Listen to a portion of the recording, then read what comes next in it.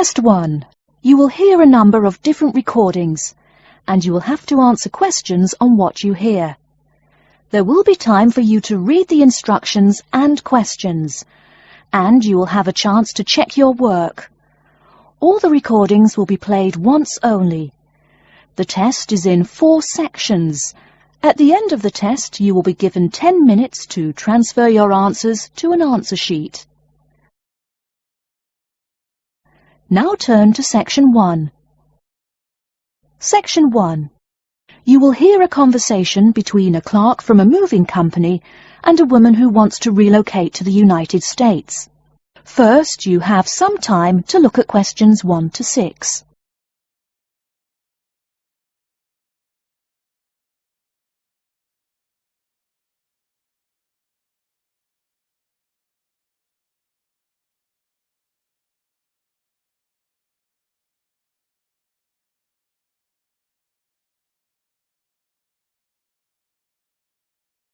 You will see that there is an example which has been done for you. On this occasion only, the conversation relating to this will be played first. Good morning, ma'am, and welcome to Australia's moving experience. How can I help you? Well, I hope you can help me. I'm so up in the air right now. Just calm down now. Let me guess. You're moving and it has you a little confused. That's it exactly. You see, I'm relocating to the United States next month, and I'm having a hard time getting organised. Here, fill out your name and address and let me ask you a few questions. Oh, what should I call you? My name is Jane Bond. The woman says that her full name is Jane Bond, so Jane Bond has been written in the space. Now we shall begin. You should answer the questions as you listen, because you will not hear the recording a second time. Listen carefully and answer questions 1 to 6. Good morning, ma'am, and welcome to Australia's moving experience. How can I help you? Well, I hope you can help me. I'm so up in the air right now. Just calm down now. Let me guess. You're moving and it has you a little confused. That's it exactly. You see, I'm relocating to the United States next month, and I'm having a hard time getting organised. Here, fill out your name and address and let me ask you a few questions. Oh, what should I call you? My name is Jane Bond. OK, Jane, first of all, what's your work phone number? In case I have any questions about things. My work phone is 9463 550. But please try not to call me too often there. My boss hates personal calls. So does mine, ma'am. So does mine. And what address should we ship your things to? My new company is letting me stay temporarily at 509 Clark House. That's CLARK. 1137 University Drive in Seattle. Seattle? Beautiful city, I hear. Mountains right beside the ocean almost. Cooler than Australia, too. OK, and when should we come pack your things? I guess that would be on Monday, March 11th. Do you want any help with an after-packing clean-up? We do that for a small additional charge. Yes, that would be helpful. I promised the landlord I'd give her the keys back by 5 p.m. on Thursday the 14th. Great. We'll just schedule the clean-up for that day. That way, the place will smell clean and there'll be no dust. Well, you do think of everything. Oh, how much is this going to cost? Here is a list of our basic prices. Oh, dear. This seems rather expensive. Yes, ma'am, but you're paying for the best. We're careful and we're fast. Like we say, the only thing we break are speed records getting you moved. Well, maybe that's so. Oh, I nearly forgot to tell you. I don't want my furniture shipped with me. I won't be looking for an apartment till after I arrive in America. Would it be possible to put my furniture in storage here for a month, then have it sent along later? Of course, we do that all the time. A couple of other things. Here at A Moving Experience, we try to pack your things logically. We don't just throw stuff in boxes. Before you hear the rest of the conversation, you have some time to look at questions 7 to 10.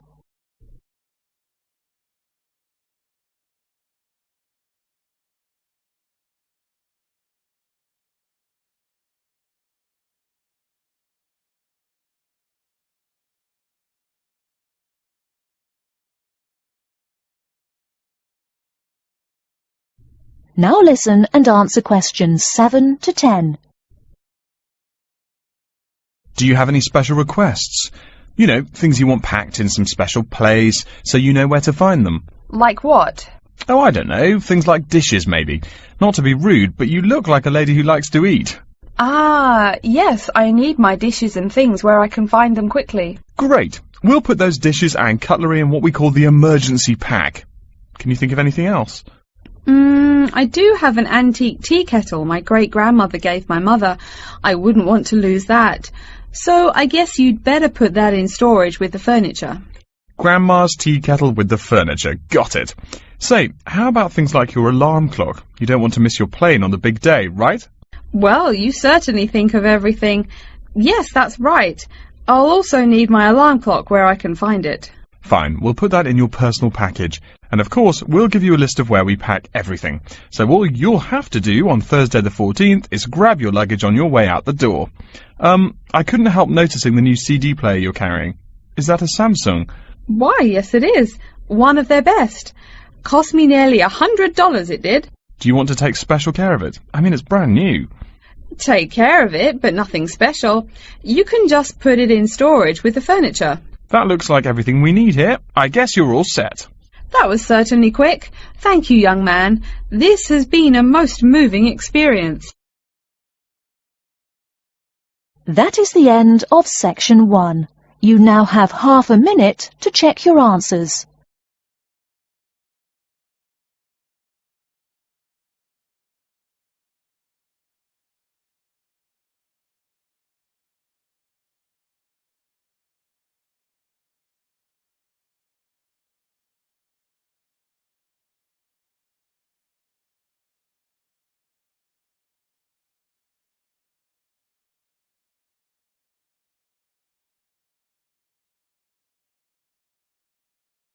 Now turn to section 2.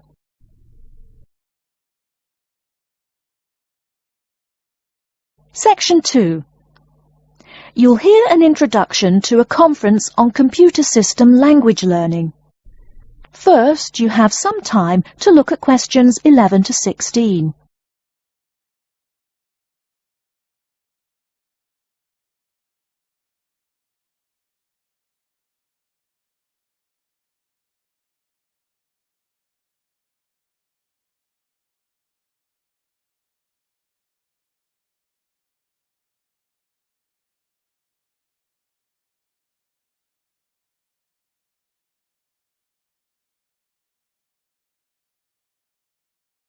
Now, listen carefully and answer questions 11 to 16. Good morning, everyone, and welcome to the second annual Wallabaloo Conference on Mastering Computer Languages. I hope you all had a good trip. Before we get underway with today's program, let me fill you in as to what's on tap for tomorrow, Sunday, February 19th. At 9 a.m., right here in the main hall, we'll be hearing a lecture from Dr. John Smith about computer as teacher. Professor Smith from the University of Melbourne is a world-class expert in the field of computer-assisted education, and his talk promises to be both stimulating and informative. Immediately afterwards, at 10:30, there will be a presentation of papers by various delegates. That, however, will take place in the garden room on the ground floor. If you don't yet know, the garden room is also called the ballroom, and will be gathering at the west end, the slightly raised area called level 2. Just look for the crowd. If you get lost, there are signs in the foyer. After all that thinking, talking and listening, I expect everyone will be a bit weary. So at 11:15, there will be a break for coffee, cookies and other light refreshments. These will be available at the aptly named refreshment stand, placed by the door back here in the main hall. Also, if you choose to skip the formal lunch, you can buy a packed lunch at the stand for a reasonable price. I strongly urge you, however, to join us at the formal lunch. That won't be till 1 o'clock sharp, so you have time to stroll about town a bit. We'll be eating at the Seaview restaurant. The restaurant is located right here in the hotel on the top floor. It's a good dozen flights of stairs, so I suggest you take the lift on the ground floor, eh? If you're not fond of fish, there's an all-you-can-eat barbecue available as well. They even offer wallaby meat. After lunch, we'll troop back downstairs to level 2 in the ballroom for the presentation of further papers, which will begin at 2 p.m. Please try to be on time. I know you'll be a bit tired after lunch, but the ballroom echoes so with people coming in late. Thank you in advance. Once we've heard the papers, we'll break for afternoon tea at 3:10 p.m. No need to walk. The manager of the refreshment stand has graciously agreed to have tea served in the ballroom. He's even promised us some special scones, baked from a recipe of his dear old Scottish grandmother. Then, tea being drunk and scones munched, we'll retire here to the main hall for some closing remarks and questions.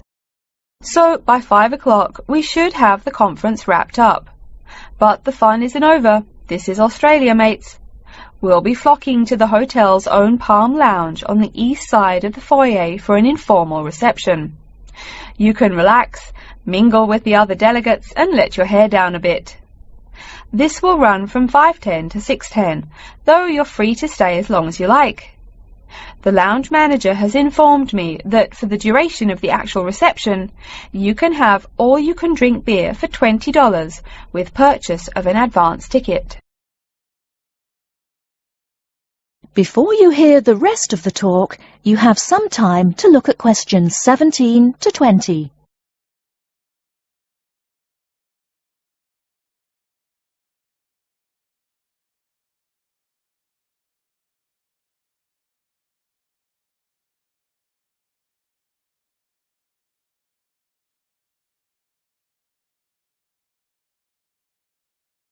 Now listen and answer questions 17 to 20.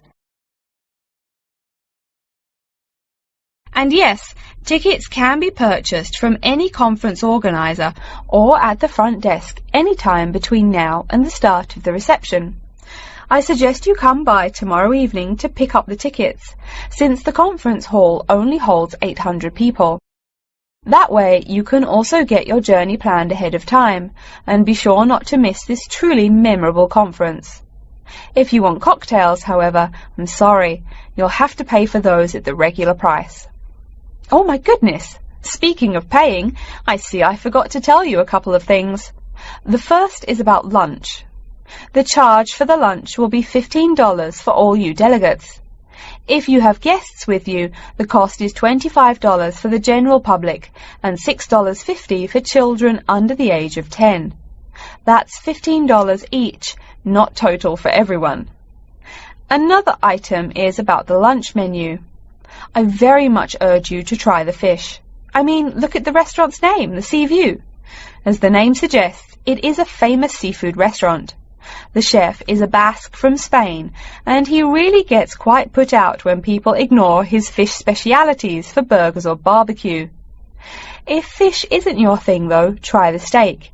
He makes an exquisite filet mignon topped with blue cheese and mushrooms. Finally, if you'd like to buy a ticket, you can have both lunch and unlimited beer for $35. I should have mentioned that earlier, but I am a bit forgetful.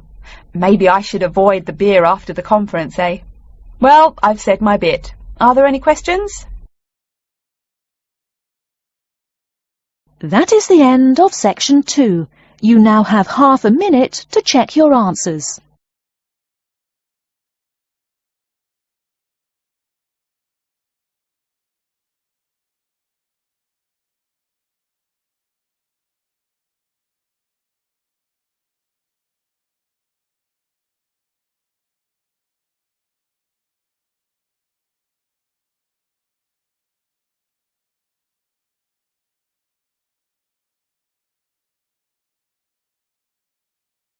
Now turn to section 3.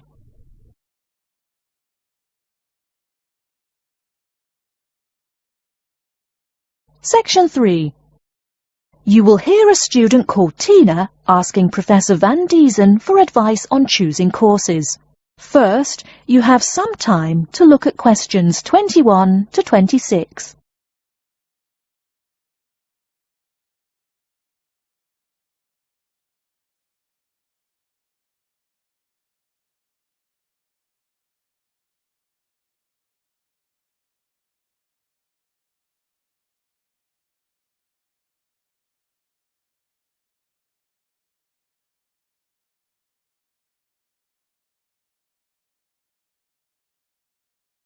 Now listen carefully and answer questions 21 to 26.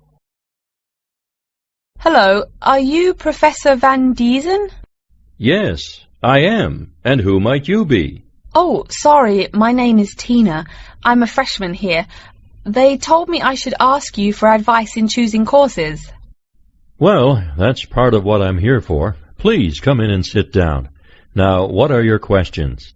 I almost don't know. Everything is so confusing. Like, what is a specialized course? Oh, easy.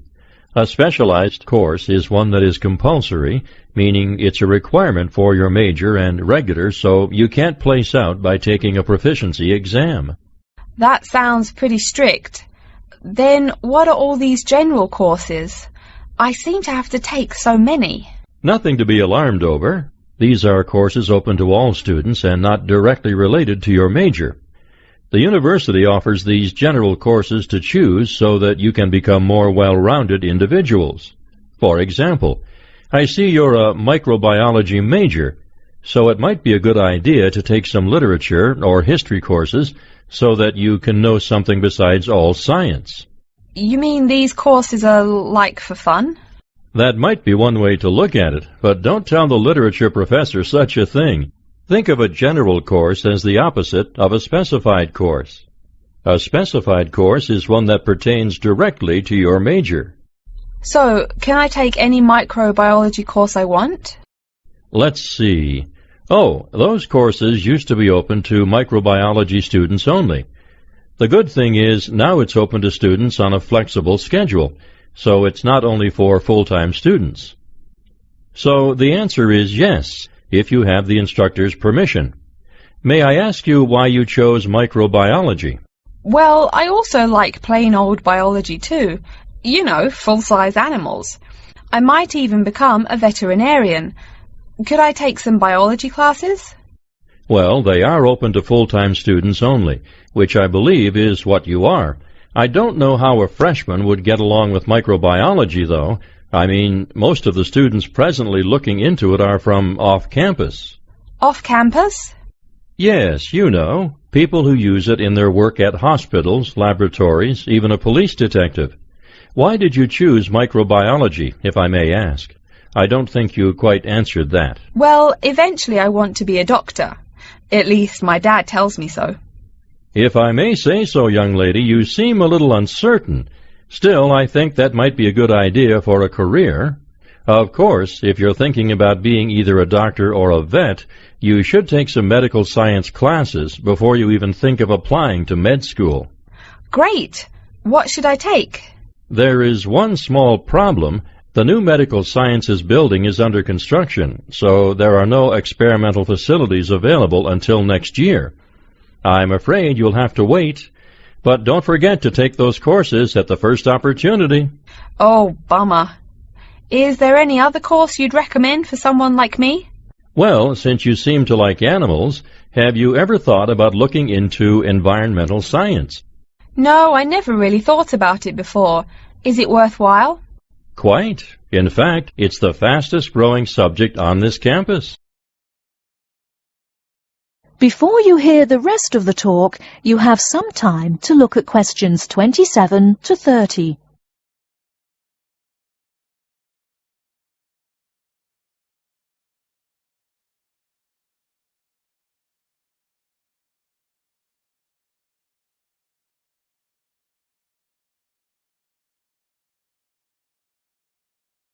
Now listen and answer questions 27 to 30. I'm sorry, I couldn't help noticing the long list of classes you've written out there. May I have a look? Oh, sure. Medical science, statistics, laboratory techniques, medicine, mathematics, computing. My, a bit of everything here. Is it too much? For your first semester, yes. What I suggest is starting out by taking the compulsory courses. Like we said before, the medical science can wait. Consider taking that in your sophomore year. I think I'd put off computing, too.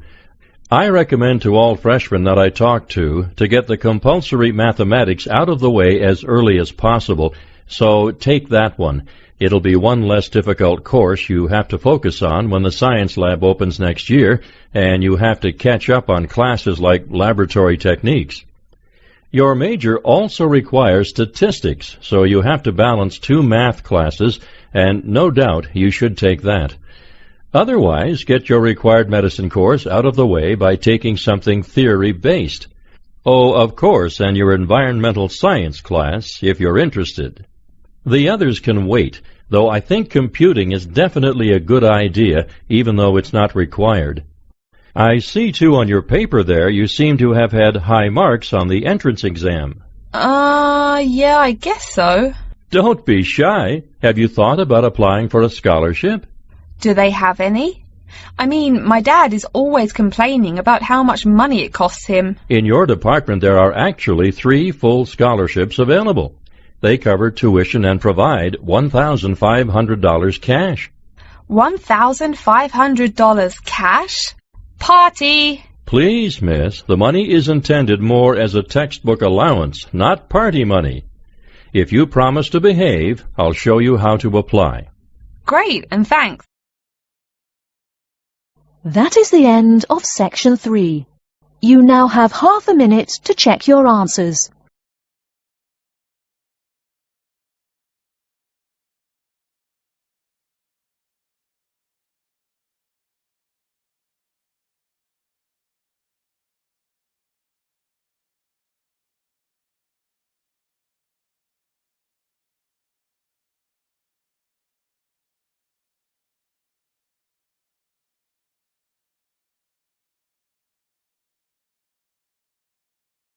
Now turn to Section 4.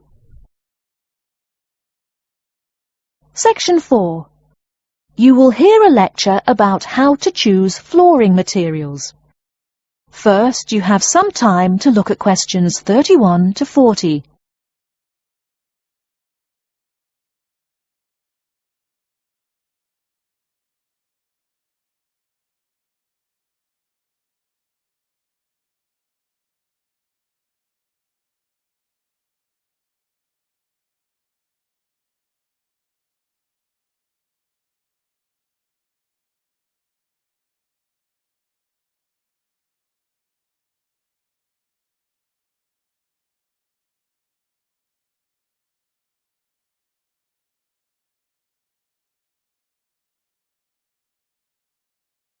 Now listen carefully and answer questions 31 to 40. We've been talking about choosing building materials in the last week. Now, a great many factors influence the choice of building materials. You can't make a house of cards, right? And people who live in glass houses and all that. Anyhow, today I'd like to say a few words about flooring.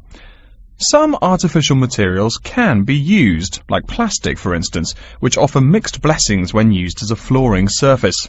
On the one hand, plastic is cheaper than nearly any other alternative, short of bare ground. Plastic also does not warp like wood. On the other hand, the best that can be said about plastic is that it looks like wood or stone. However, it cannot replace the real materials. As I have mentioned, I'm fixing up a new house. The decorator my wife hired told me plastic does a great job of looking exactly like plastic. Besides, it scratches easily, fades or discolors, and starts cracking within a year or two. So, if you're fitting out a sleazy hotel or plan to live in a trailer park, go with the plastic. Really though, for all intents and purposes, this leaves us with wood or stone as choices for flooring.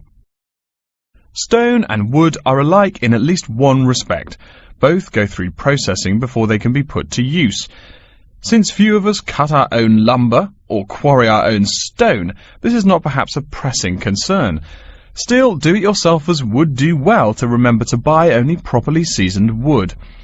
Unseasoned wood warps, and a warped floor quickly becomes firewood, and its owner quickly becomes poorer. Likewise, except for dull-hued materials like slate or sandstone, most stone floors are polished before installation. The choice goes well beyond just wood or stone. Each type requires many further considerations. A few special remarks are called for when considering wood. For example, as always, aesthetics, personal taste and layout all play roles, as well as the type of house or room. Oh, and certainly don't forget the cost. When it comes to cost, a rule of thumb is that the softer and less exotic the wood, the lower the cost. In the US, for instance, pine is both ubiquitous and cheap. Mahogany is imported and exorbitantly expensive. If you're on any kind of budget when remodeling, it's really helpful to remember to go for the softer woods. Aside from cost, there are still lots of different factors that are important in choosing the best flooring for the job. Continuing with the example of wood, one must consider the effects of each type of wood on the mood of the room. When selecting the best wood to use, particular attention needs to be paid to its grain patterns, texture, and colour. In rooms where relaxation or deep thought is the aim, say bedrooms or the study, dark, strong-grained woods are the rule. Here, the grain ought to match the furniture for a feeling of homogeneity. In rooms where activity and motion are typical, the dining room or living room, lighter, finer-grained lumber is more suitable. In such a setting, the wood grain might be useful in offering a contrast to the furniture. This leads to a feel of subconscious excitement in keeping with the room's function. In either case, though, consult a decorator. It is a decorator's job to know what materials to use to fit the function of the room. Though some things about putting together a room are subjective and based on one's individual taste, materials appropriate to a room's function are much more straightforward. A decorator takes the needs of the customer and uses a mathematical formula rather than subjective words. Since feelings vary from person to person, verbal descriptions of wood types tend to be ambiguous. You want the wood you select, not something approximate. And if you do decide to do it yourself, remember that all wood must be treated with preservatives to enhance its appearance and preserve its natural beauty. In the case of stone, or quarry tile, as flat-cut flooring stone is properly called, a new set of considerations must be weighed up. Simple colour aside, the degree of reflection must be kept in mind.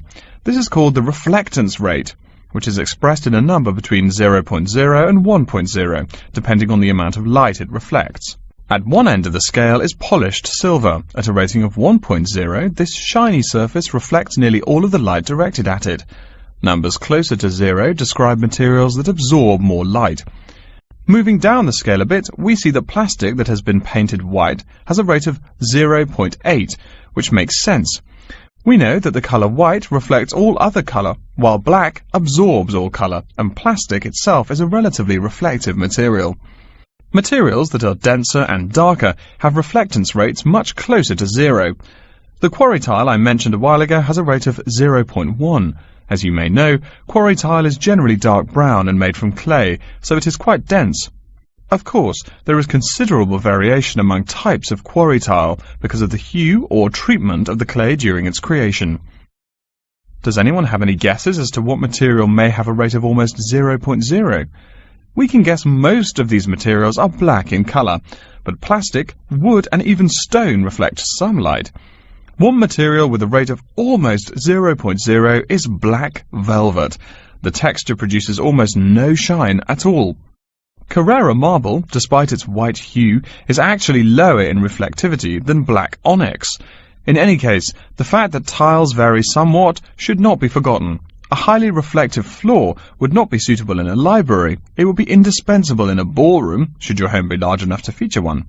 Again, a rule of thumb is that light means lively. Since form and material follow function, one should only use the more reflective materials in rooms where the cultivation and expression of energy is important. Bear in mind, too, that most types of stone cost more than all but the rarest of wood. Of course, there is no reason why some rooms of a house should not feature wood floors or other stone tiles. You can even mix the two. A room with wood panels on the walls can have a beautiful stone floor. My bedroom has white birch walls and a light blue slate floor. The place looks like a Russian hunting lodge. Remember, though, go with what feels right for you. Good taste and the laws of interior design are the homeowner's servants, not his master. It's only beautiful when you decide it is. I mean, you're the one who lives there, not the decorator, right? Okay, are there any questions? That is the end of section 4. You now have half a minute to check your answers.